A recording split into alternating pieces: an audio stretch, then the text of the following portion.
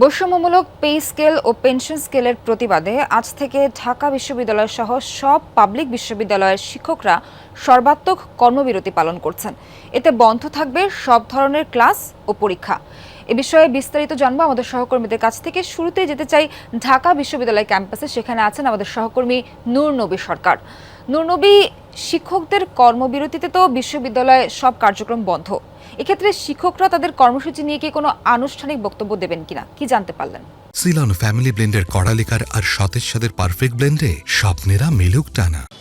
হ্যাঁ, কর্মবিরতি সকাল থেকে চলছে। কর্মচারীরা কলাভবনের সামনে এসে জড়ো হয়েছেন। শিক্ষকরা এখনো আসেননি, কারণ হচ্ছে ঢাকা বিশ্ববিদ্যালয়ে আজকে প্রতিষ্ঠাবার্ষিকীর যে অনুষ্ঠান রয়েছে টিএসসিতে চলছে। উপাচার্য সহ অন্যান্য শিক্ষকরাও সেখানে সমবেত হয়েছেন। সেই অনুষ্ঠান শেষে শিক্ষকরা এখানে আসবেন। আর আন্দোলনের বিষয়ে যেটি জানা যাচ্ছে, কর্মকর্তাদের দাবি একটাই, যে তারা এই যে স্বতন্ত্র পেনশন স্কিমে সেটাতে অন্তর্ভুক্ত হওয়ার যে প্রজ্ঞাপন সেটি তারা স্থগিত চেয়েছেন। পূর্বের মতোই তারা দাবি করেছেন। শিক্ষকদের দাবি তিনটা। তারা সিনিয়র গ্রেডে যে সচিব রয়েছে তাদের মতো করে বেতন চান, তারা স্বতন্ত্র বেতন কাঠামো চান, এবং যে প্রত্যয় স্কিমের যে প্রজ্ঞাপন জারি করা হয়েছে সেটি তারা স্থগিত অথবা বাতিল চান, এরকম করে।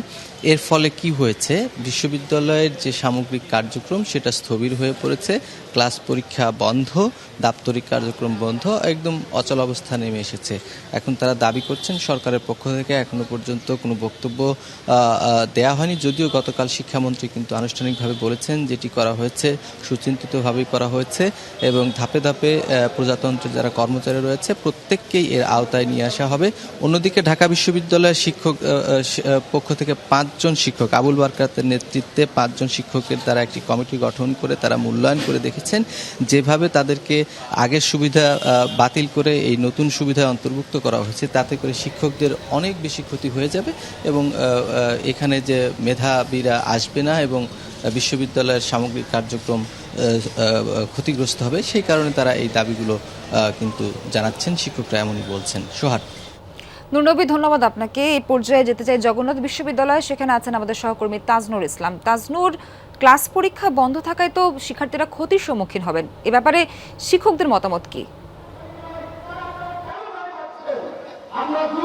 দেখুন, এই বিষয়ে গতকাল এই যে আন্দোলনে যারা ডাক দিয়েছেন, অর্থাৎ বিশ্ববিদ্যালয় শিক্ষক সমিতি ফেডারেশন, সেই নেতার সঙ্গে গতকাল কথা বলেছিলাম একই প্রসঙ্গে। যে বিষয়টি, যে এই যে ক্লাস পরীক্ষা বন্ধ করার যে ঘোষণাটি, অর্থাৎ যতদিন এই দাবি দাওয়াগুলো পূরণ না হচ্ছে ততদিন পর্যন্ত তারা যে ক্লাস পরীক্ষা বন্ধ রাখবেন, সে বিষয়টি নিয়ে তাকে যখন প্রশ্ন করেছিলাম, তিনি যেমনটি বলছিলেন যে বহুদিন ধরেই এই সমস্যার মধ্যে দিয়ে তারা যাচ্ছেন এবং তাদের এই দাবি দেওয়াগুলো ছিল, যার ফলে তারা আসলে ক্লাসে সেই অর্থে মনোযোগী হতে পারছিলেন না। তাদের কাছে একটি সমাধান, সেটি হচ্ছে এই দাবি দেওয়াগুলো পরিপূর্ণভাবে বাস্তবায়ন হওয়া, তারপরেই তারা কেবলমাত্র ক্লাসে মনোযোগী হতে পারবেন। কিন্তু মূল যে বিষয়টি, সেটি হচ্ছে আজকে থেকে যেহেতু ক্লাস পরীক্ষা একেবারেই বন্ধ, তার ফলে কিন্তু ক্যাম্পাস একেবারেই শিক্ষার্থী শূন্য। যেহেতু এখন ভার্চুয়াল মাধ্যমে প্রায় সব শিক্ষার্থী জেনে গিয়েছেন যে ক্লাস পরীক্ষা হবে না, সুতরাং ক্যাম্পাসে আসলে সেই অর্থে কোনো শিক্ষার্থীই আসেনি। শিক্ষকরা সকাল থেকেই অবস্থান নিয়েছেন এই জগন্নাথ বিশ্ববিদ্যালয়ের মুক্তিযুদ্ধের প্রস্তুতি যে ভাস্কর্য রয়েছে, সেই ভাস্কর্যের সামনে শিক্ষকদের সঙ্গে যুক্ত হয়েছেন এই বিশ্ববিদ্যালয়ে যারা কর্মকর্তা, তারা একই সঙ্গে গুরুত্বপূর্ণ যে সমস্ত দপ্তর রয়েছে এই বিশ্ববিদ্যালয়ের, সবগুলো দপ্তরই কিন্তু এরই মধ্যে বন্ধ করা হয়েছে। কেন্দ্রীয় লাইব্রেরি সহ অন্যান্য যে দপ্তরগুলো রয়েছে সবগুলোই কিন্তু এরই মধ্যে বন্ধ রাখা হয়েছে। এখন সব মিলিয়ে এই দাবি দেওয়াগুলো সরকার আদৌ শুনবে কিনা, কিংবা কবে নাগাদ এই দাবি দেওয়া পূরণ হবে, কবে শিক্ষার্থীরা ক্লাসে ফিরতে পারবে, সেই সমস্ত কিছু নিয়ে কিন্তু এখনো বেশ কিছু প্রশ্ন রয়ে গেছে। সোহাগ। তাজনুর, ধন্যবাদ আপনাকে।